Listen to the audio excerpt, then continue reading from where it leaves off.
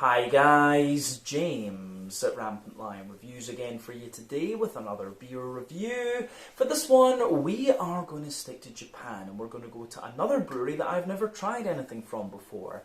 So these guys are yet another relatively new addition to the Japanese beer scene. Despite their short existence though, they've built a very good reputation for themselves. They've been very experimental with regards to the beer that they've been producing, and they have been quite prolific as well. So I think it'll be quite interesting to keep an eye on these guys as time marches on. But the beer itself is a style that I really quite enjoy. It's also a sub-style that I very much enjoy, but you very rarely see these days. So this one was quite an interesting find, and that was the main reason that it caught my eye. Plus the fact it's always nice to introduce new Japanese breweries to you here on the channel as well. But yeah, needless to say, I'm very curious to see what this beer is going to have in store for us. Hopefully it's another good beer, hopefully it makes for an interesting review, and as always I hope that you guys watching enjoy my take on this one as well. So yeah, for this review then, we are going to head to a city called Kesennuma in Miyagi Prefecture, a little bit to the north of Sendai in the Tohoku region, the northern part of Honshu, of the largest of the four main islands here in Japan, and that means that we're going to have a look at my first beer from Black Tide Brewing. So this particular beer is called Umibozu and Friends. It comes in at 8% ABV, and they're describing this one as a sweet stout. So yeah, this is another beer that I bought at liquor shop Asahiya in Taishibashi Yamaichi here in Osaka, a lovely little beer shop run by Koji and his daughter Rika, based in Koji's grandfather's old soy sauce factory. Great selection of Japanese beers, good New World stuff as well, American, Canadian, Australian, New Zealand, and they've always got some old school European things too. So check out their Facebook and Instagram pages, you'll find them in the video description below. But I actually bought this beer back in December of 2022 when I was in Japan last time, and this is just the one out of the Black Tide Brewing stuff that caught my eye. You don't often see sweet stouts these days. Very few breweries are brewing the old school 5-6%ers, and even less I think are now brewing the slightly higher alcohol, sort of 8%-ish ones. So that was the main reason that this beer caught my eye. But this one was a Halloween release last year, so I have had this beer a couple of months, but it's a stout, it should have lasted quite nicely. But yeah, definitely cool to introduce Black Tide Brewery on the channel, and I'm very curious to see what this will have in store for us. So let's crack on.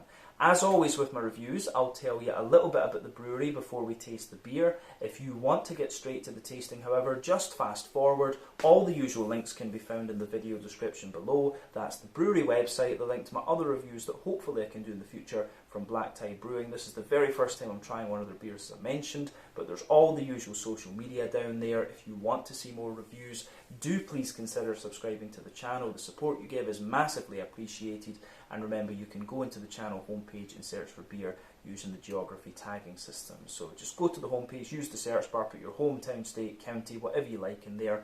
If I've reviewed beers from the area that you search for, they will pop up. Failing that though, you can check out the playlist of beers from different countries. You'll find this one in the Japanese playlist along with many other things, and you can check out the playlist of beers from other countries as well. But yeah, let's go on to my brewery notes then, and I'll tell you a little bit about Black Tide Brewing. So, Black Tide Brewing, as I've mentioned to you already, are based in Kesennuma in Miyagi Prefecture, a little bit to the north of Sendai, in the Tohoku region of Japan, the northern part of Honshu, the largest of the four main Japanese islands.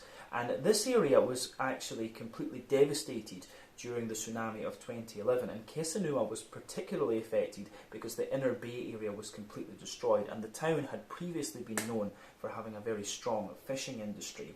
But in the aftermath of the tsunami, local businessman Akihiko Sugawara put out a call to arms to get people from across Japan to come and help rebuild Kesennuma.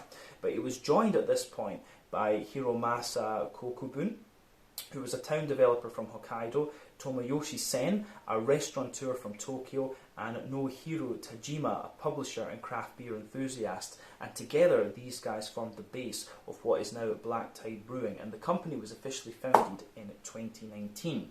So James Watney is the main man behind the brewing. He's a PhD chemist and had 13 years of brewing experience, having previously worked for Culmination Brewing in Portland in Oregon, and then for Ise Kadoya in Ise in Mie Prefecture here in Japan. And he was actually back in Oregon living, but he wanted to return to Japan. He wanted to live in small town Japan, and he quickly fell in love with Kesennuma when he visited there, so he decided that he was going to join Black Tide Brewing and be their main brewer.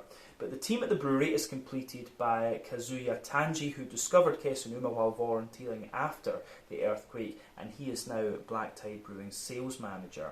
So they do have a very strong team there, we have to say. Quite a lot of people from interesting backgrounds, which is always beneficial for business. But they completed the construction of the brewery toward the end of 2019, and they have a small on-site taproom which opened up in the December of that year. But over the last few years, they've gradually upgraded the brewery infrastructure and developed new recipes, and they've been building up their sales portfolio as well. So their beers are now distributed across the whole of Japan, from what I can gather. But yeah, they will hopefully get them going further afield beyond that as well. We'll just need to keep an eye and see what happens with them. But as of April 2023, when I'm filming this review for you, these guys have produced 120 different kinds of beer according to Untappd, various different styles, as I said before. So yeah, we'll need to have a look at a few of those going forward. But out of the ones that Koji had at Liquor Shop Asahiya, this is the one that just kind of caught my eye. You don't often come across a sweet stout, like I said. But yeah, we'll check out an IPA and a lager and maybe a sour beer from these guys at some point in the future. So yeah, you will see more Black Tide Brewing reviews going forward. But like I say, that is everything I can really tell you about Black Tide Brewing for the moment. If you want to learn more about these guys, you can of course check out the brewery website. You can follow them on Facebook and Instagram to keep up to date with all the latest goings on, and you can check out the Rate Beer, Untappd and Beer Advocate pages to learn a little bit more about all the different beers that these guys have done. So yeah, let's go on and have a wee look at the beer itself. So I'll let you have a wee look at the artwork on the can before we open this one up. As you can see, quite obviously a beer that was released for Halloween. I need to watch that in videos. Whenever I say Halloween, I want to say Halloween, because that's one of my favourite bands. But yeah, awesome German power metal band, for those of you that don't know. One of the founders of the genre, and it's quite appropriate with this one, with the pumpkin. That's one of Halloween's symbols. But yeah, the name of this beer, Umibozu, is a Japanese yokai, which is a kind of paranormal phenomenon, and basically it's a kind of spirit that appears in the sea and to sailors, and after he appears the waves just go a little bit crazy and things like that. And obviously it's a reference to the name Black Tide Brewing as well, which is the tsunami back in 2011. But yeah, the beer itself, as we said, is an 8% sweet stout. The malt base in this one is pale Vienna, Maris Otter, Mela Beach, chocolate and black malt, and it's hopped with Bravo and Mandarina Bavaria. So yeah, quite an interesting array of things in this one. After making the video, I will need to have a little look at what Mela Beach is, and Bravo hop is one that I've only come across a few times as well. So those are the two ingredients that I'm least familiar with in this one. But Mandarina Bavaria is a hop we know quite well. 8% alpha acid, German hop, gives you a lovely kind of oily orangey character. And yeah, the mix of Vienna and Maris Otter malt in this one should be quite interesting, along with the chocolate and black malts in there. But yeah, this is this 350 milliliters? I think this is a 350 milliliter can. Really can't, doesn't actually state the vault. 370 milliliters actually, so this one's got a little bit more in it. So yeah, 370 milliliter can, this one. I believe I paid about 900 Japanese yen for this one, if I'm not mistaken. So that translates to roughly maybe about €7, something like that, 70 Swedish kroner, maybe about $7.50 American, £6.50 sterling, something like that. As I've said in many reviews though, Japanese craft beer is a little bit more expensive. They have to import the malt here because they don't really grow barley, and of course the hops are imported as well. I should also point out that this beer contains vanilla, from what I understand, and there seems to have been two versions of this, a 7% one and the 8% one. And I tell you something, the can feels pretty heavy. You could knock somebody out with this, so yeah, I think this is going to be quite a dense beer. But let's get this guy out and we'll get on with the tasting then. The Umibozu and Friends, an 8% sweet stout from Black Tide Brewing in Kesennuma, Miyagi, in Tohoku in Japan. Let's have a wee look at this. The can was pretty full actually, I have to say. Pretty much rammed to the brim, but yes, we'll get this out into the glass and see what it's all about. There we are. So, yeah, looks kind of as you'd expect, to be honest with you. Let me just line the can up so that my OCD is happy. But there we are. So, before the head completely disappears, you can see that this beer poured with about a half finger of a frothy, I would say kind of fawn coloured head. That has just faded away to be pretty much nothing on one side of the glass, and there's a sort of crescent moon around the other side, and that's just fading away. But yeah, there was a little bit of a thin foamy layer there, and some bigger bubbles just making up that ring around the edge of the glass. But yeah, there are one or two little bits of sediment visible in this one. A few bubbles sticking toward the side of the glass as well, and a few ones going up toward the surface of the beer there. You can see them kind of popping up, which is nice. But yeah, in terms of what you would expect appearance-wise from a stout, we'll get rid of the brewery notes now. In terms of what you would expect from a stout appearance-wise, pretty much what you would expect. So yeah, lovely kind of dark ebony rosewood colour. If you shine the light through this one, it does have a little bit of that kind of Coca-Cola, Pepsi coloured edge to it. But yeah, other than that, it's pretty much a dark ebony rosewood colour. So yeah, nothing else I think we really need to say about the appearance of this beer. Let's have a wee look at the aroma and just see what it's all about.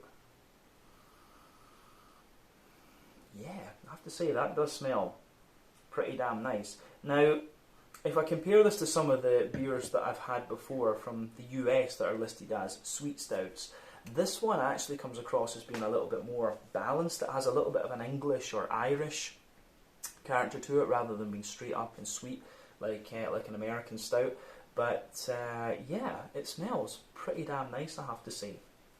And the reason that it probably has that is because of the presence of the Vienna and the presence of the Vienna and the Maris Otter malts in this one. Very distinctive malt categories actually. But yeah, aroma-wise, this is pretty damn nice, but not the sweetest of sweet stouts, if that makes sense. So let's break the aroma of this one down and describe it a bit more in depth. So, backbone of the beer for me, you get a little bit of that kind of fresh wholemeal brown bready bread crust, absolutely. Within that, you've got a little touch of woodiness. It's a little bit of a drier woodiness, I would say, but then above that you have a little bit of an almost kind of, there's a little touch of an almost slightly rye bready character about this one. Definitely wholemeal brown bread as well, and I would say that's most likely to come from a mix of the Maris Otter and from the Vienna malt that's in here, absolutely. And then yeah, there's a mix of kind of brown sugar. Yeah, there's a mix of brown sugar in there, and just kind of chocolate and stuff. Obviously there is a bit of chocolate malt in here. So for me, the chocolatey character that you get out of this beer is quite interesting. It has a little bit of a, it's got a little bit of that kind of cocoa nibby dryness to it, but I would say the chocolate is maybe about 60% cocoa. It has got a more milky note to it, and that's probably because of the presence of the vanilla that's been added in as an adjunct to the beer. So yeah, you have got a good little bit of a 30-40% milk chocolate, but then you also have something slightly darker, like a 50-60% cocoa chocolate as well. But above that, there is a good little bit of, yeah, above that, there's a good little bit of, I would say, there's a good wee bit of like brown sugary character. For me, there's a little bit of a leathery brown sugar comes out of this one. When it comes to darker beers like this, leathery brown sugars quite often indicates the use of a longer wort boil, which will caramelise the sugars a little bit more.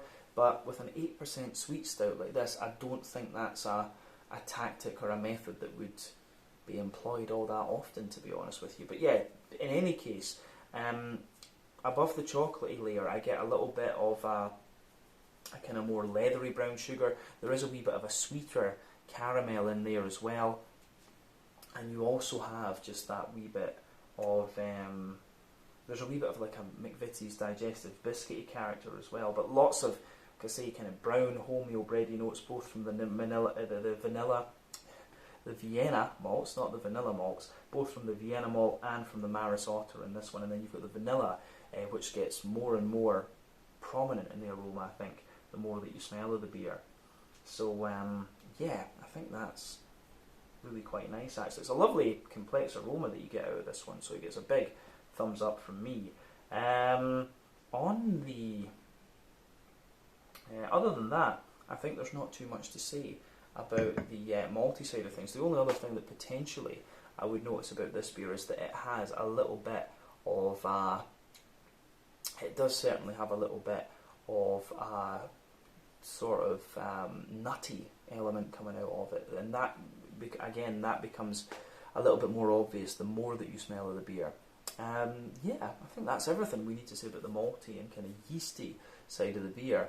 So on the hoppy side of things then, and you have to remember a sweet stout is not going to be the most hop forward type of beer, but there is a little bit of hoppy presence to this one. There's a little touch of earthiness and there, a little bit of herbal character, not really much in the way of floral character for me, but you also have a little bit of you also have a little bit of a lighter grassy sort of vibe to the beer as well, so that gets a big thumbs up from me.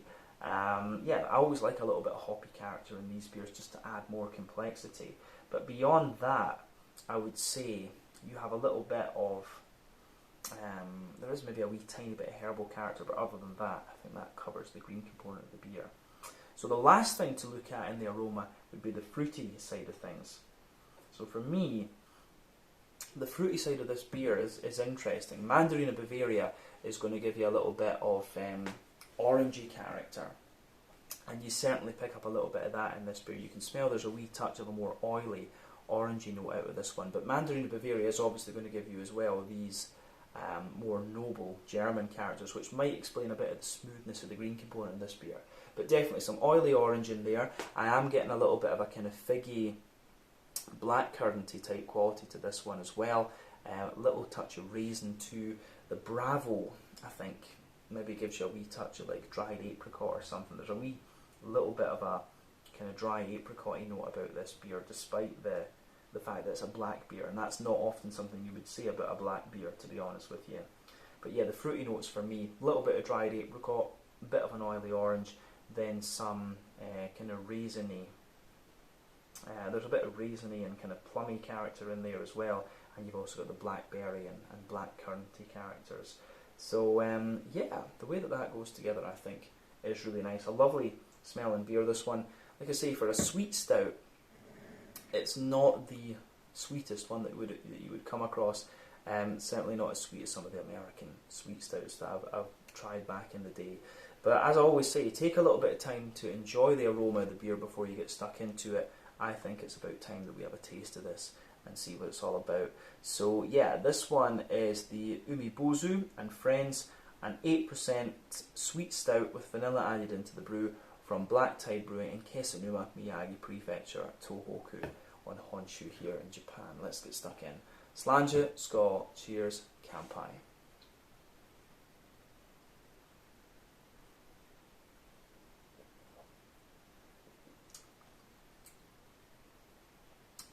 That's nice, actually, yeah. For me this is interesting because it drinks. It actually drinks like a kind of more old school English or Irish stout.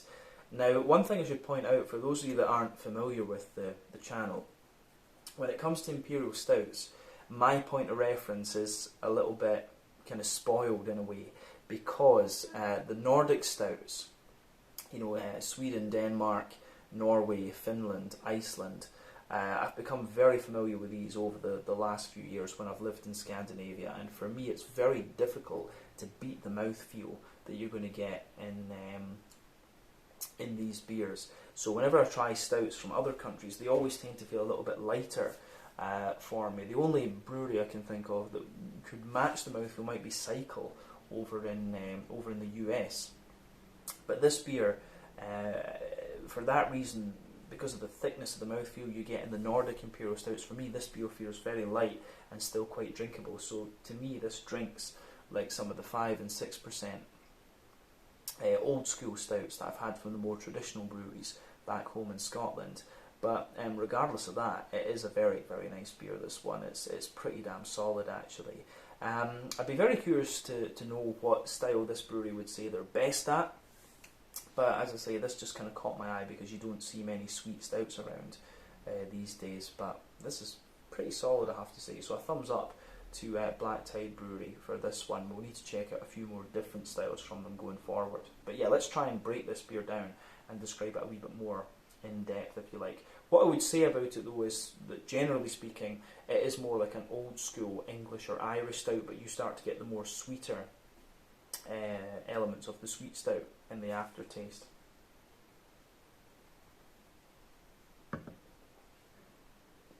So, let's just break this down and describe it for you a wee bit more in depth. So, middle third of your palate then, you can feel the backbone of the beer. It gives you that lovely kind of wholemeal, brown bready bread crust. It does have a little bit of a toasty element to it. You do get a little bit of that well-fired, black bread crust in there, in the base. But I don't find this beer overly dry or roasty and toasty. It is a sweet stout, in fairness, so maybe it's a bit silly to state the obvious. But yeah, it is a lot more balanced than that. But yeah, roasty, toasty, well-fired bread crust forming the base, but not too dry. You've got a sweeter rye bread crust mixed in with that toward the front of that middle third of your palate. You're going to get a little bit more woodiness out of the beer. Above all of that though, you have a nice wholemeal kind of brown bready sort of note to the beer. And I would say the brown bready character in that middle third of the palate is a little bit lighter and a bit more kind of airy, actually.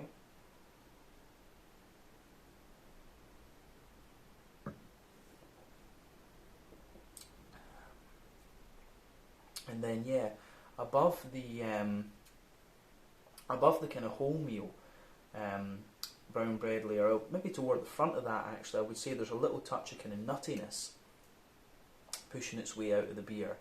But yeah, above the wholemeal brown bready layer, there's a little bit of a there is a little touch of a kind of toward the back of that middle third of your palate. You're getting a little bit of a kind of drier cocoa nibby type quality coming out of the beer. So a wee bit of that, and then there's a little bit of darker chocolate in there as well. But as you move further forward toward the front of that middle third of your palate, there's a wee bit more of a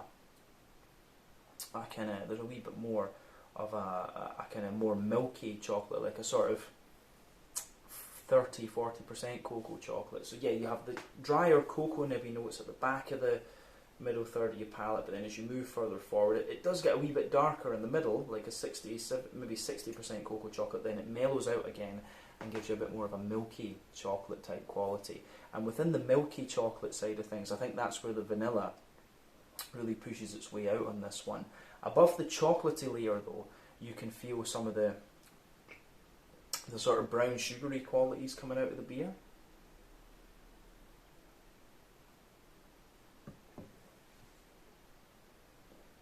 So yeah, I think the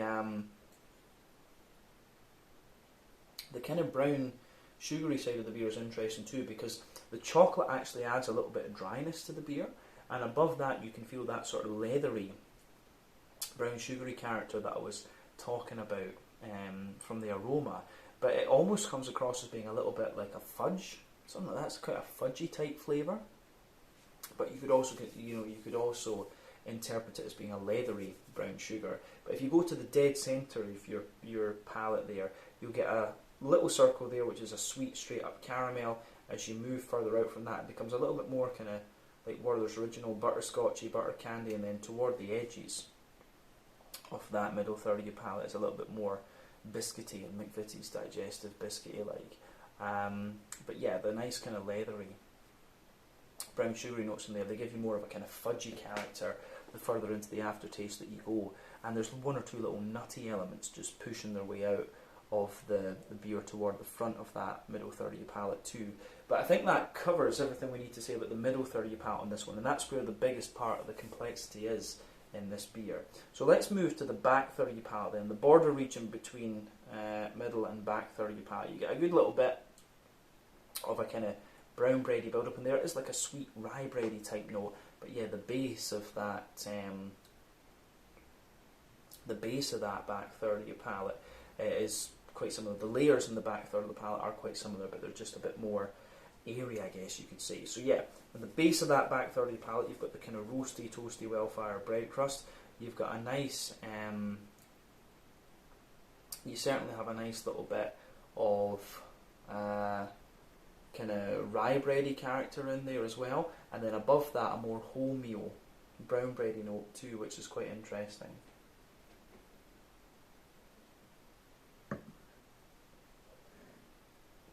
So yeah, the dry, the well-fired kind of more black bread crust, the rye bready notes. Then you've got the wholemeal brown bread above that. That layer is there, but it feels a little bit taller and a little bit more airy, and that kind of extends up quite high actually. But then above that, you can feel the dryness of the cocoa nibs just kind of creep on top of it, and then above everything else on that back third of the palate, there's a wee bit of the yeasty character coming out of the beer. Now the yeasty side of this beer is quite interesting because for me, it gives a little bit of this kind of cakey character. So it's a little bit like a dry, almost like tiramisu-like type quality. I do get a little bit of that on the top of the back third of the palate, and yeah, for me a little bit of honeycomb wrapped around it. I often get honeycomb on the back third of the palate from the yeasty side of the beer. But yeah, the well-fired bread crust, the rye bready kind of note, the airy wholemeal brown bread, the cocoa nibby type quality, and then the yeasty notes. I think that summarises the layers on the back third of the palate. But you can definitely see the back third of the palate, the flavour is taller. Then as you come further forward into the middle third of your palate, it just kind of condenses down and squashes together a little bit more. So yeah, I do like how that goes together too.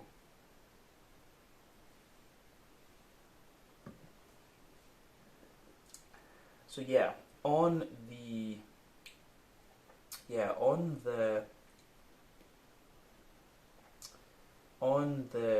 malty, the hoppy side of things, then just to round off, in the back corners of the palate, you've got a little bit more of a kind of you get a little bit of that more earthy character coming out of the beer. So yeah, a little bit of hoppy earthiness in there.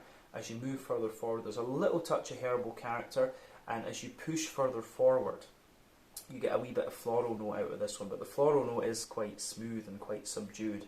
As I said earlier, sweet stouts are not the most hop-forward style of beer, so yeah, the hoppy side of things is not too prominent in this one, but round the front curve of the palate, you definitely get a little bit of a lighter, sort of grassy kind of thing, and the smoothness of the green component might well be explained by the presence of the Mandarin Bavaria. But if I remember rightly, Bravo is it's more of a bittering hop, that one, to be honest with you, from what I remember, and it gives you a wee bit more floral character. So maybe it explains the brighter side of the floral notes, but the smoother, earthy and herbal note, I think, is likely to come from the Mandarin Bavaria, as well as the kind of smoother, grassy quality around the front curve of your tongue.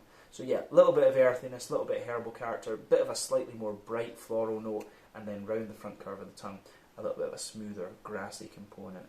So yeah, the way this beer goes together in that sense is very, very nice.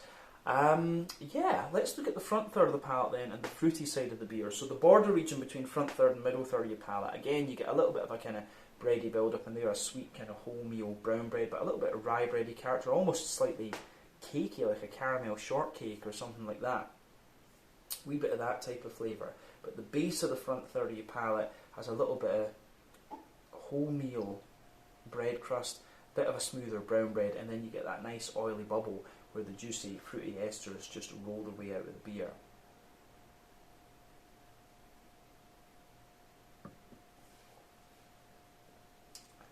So yeah, for me,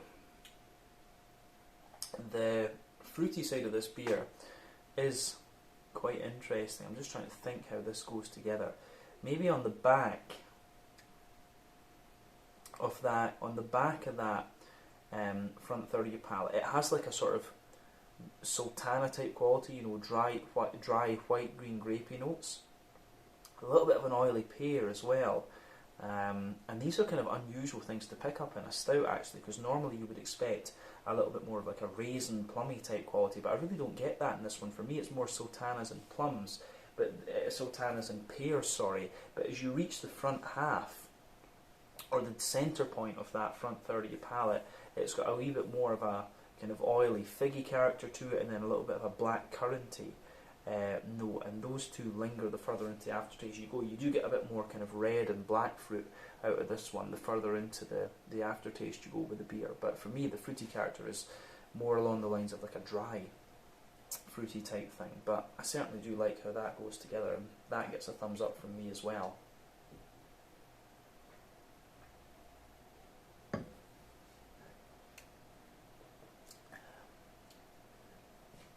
So yeah, I think other than that, the only other thing to say is that you maybe get a little bit of a sweeter, more blackberry-ish type quality out of this fruity side of things the further into the aftertaste you go. But overall, it's a really interesting stout, this one. It gets sweeter the more that you drink of it, and it does maybe have a very slight pastry stout quality to it, but I think that's reaching a little bit, to be honest with you. It would be very difficult to put this beer into the pastry stout category. It is more like an old school English or Irish stout that's a bit higher in alcohol and just has a bit more kind of sweetness to it. So yeah, I think that's a fair summation of this beer. I think we've said everything we need to about the flavour of it. Let's just round off with a look at the mouthfeel. So for me, this beer is kind of top end to mid-bodied, bottom end to full-bodied. Carbonation's quite smooth. It does have a little bit of an oily character to it, but a wee bit of smoothness at the same time. So yeah, a little bit of more oily smoothness coming out of this one. Overall, I would say the beer it does have a really nice little bit of dryness to it.